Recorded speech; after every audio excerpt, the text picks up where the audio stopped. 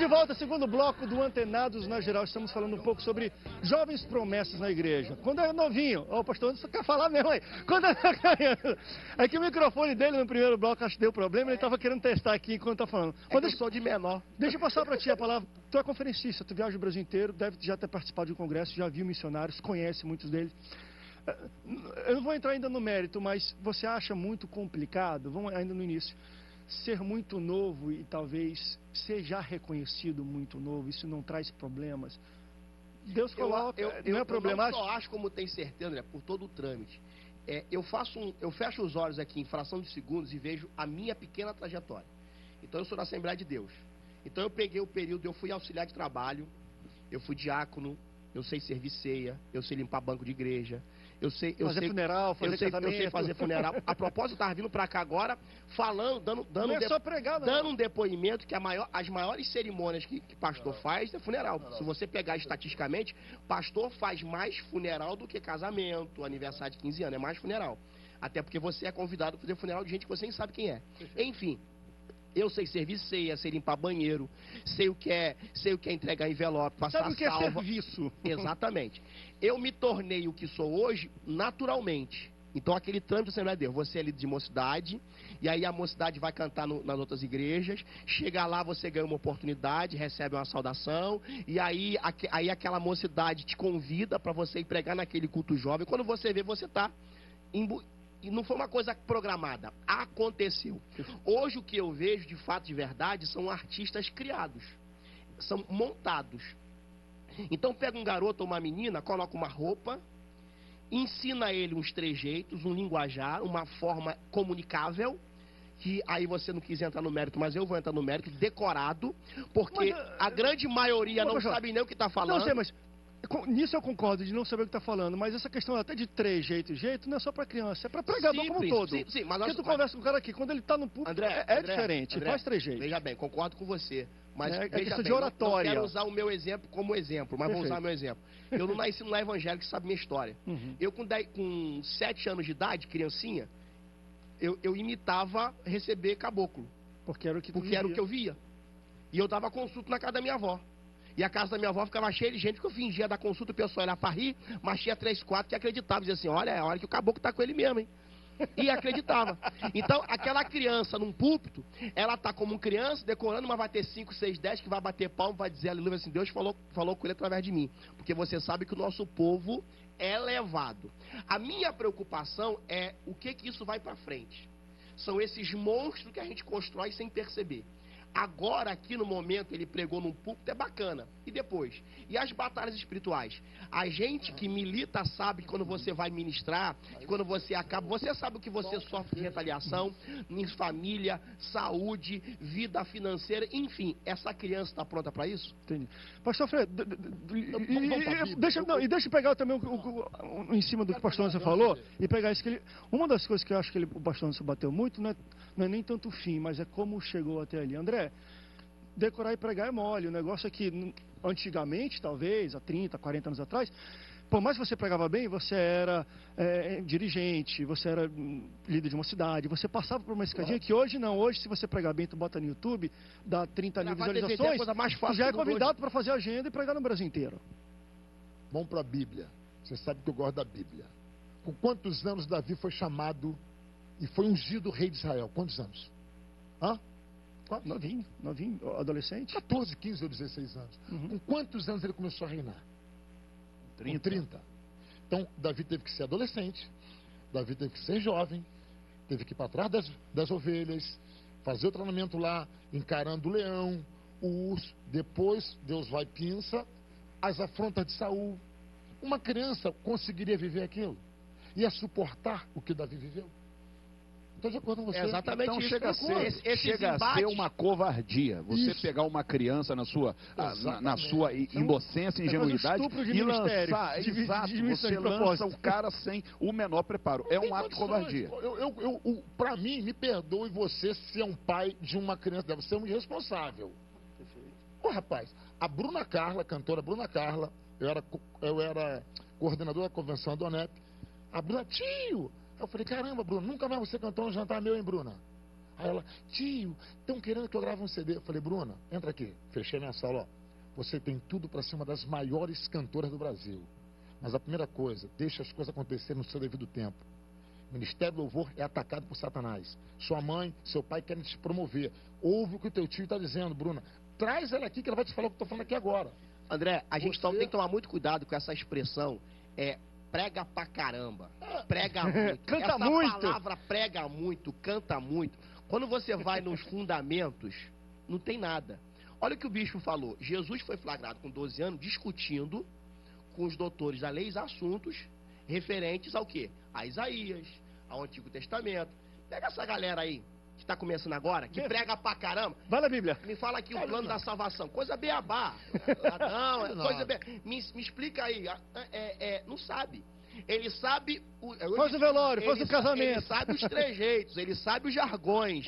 Ele sabe mexer com a massa, porque isso é ensinável, isso se aprende. Você sabe disso. Infelizmente, isso se aprende. Tira o microfone do Anderson, tira. Mas aí, vamos lá agora para Jeremias. Antes que tivesse, Jeremias 1:5, antes que tu tivesse formado no ventre da tua mãe, no ventre, eu te conheci e te constituí profeta da nação. Com quantos anos Jeremias começa a profetizar em Israel? Não foi criança, não. Ele teve uma visão quando criança. O que tu vês? Uma mendeira, viste bem. Mas, queridos, tem que ter um tempo. Ninguém pode direto ir para um altar. Ninguém pode direto, como ele falou aqui, eu fui obreiro na minha igreja, fui diácono, fui evangelista, pastor. Então, queridos, nada é assim, porque você vai esgotar um dom. Porque Deus também se enfada. Basta a pessoa perder a humildade. Meu irmão, Deus não está mais no negócio, não. Como tem um montão de cantores evangélicos, não são mais adoradores, são cantores evangélicos. Porque já deixou de ser um som há muito tempo.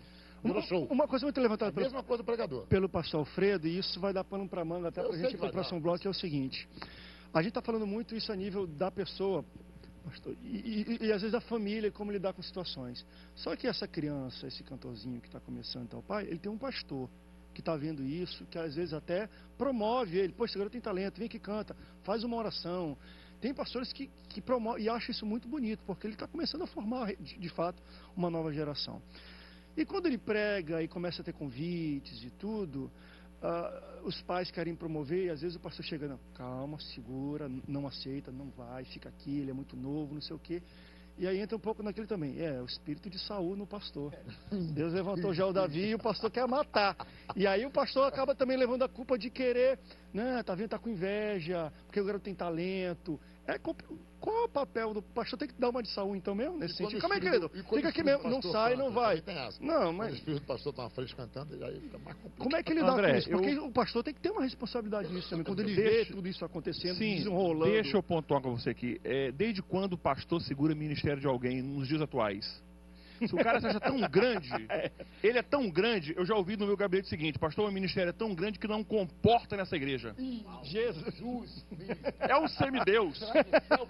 Eu queria começar a minha participação, é grande, André. mas o meu ministério é maior. O pastor antes está igual o pastor Martim Monteiro, né?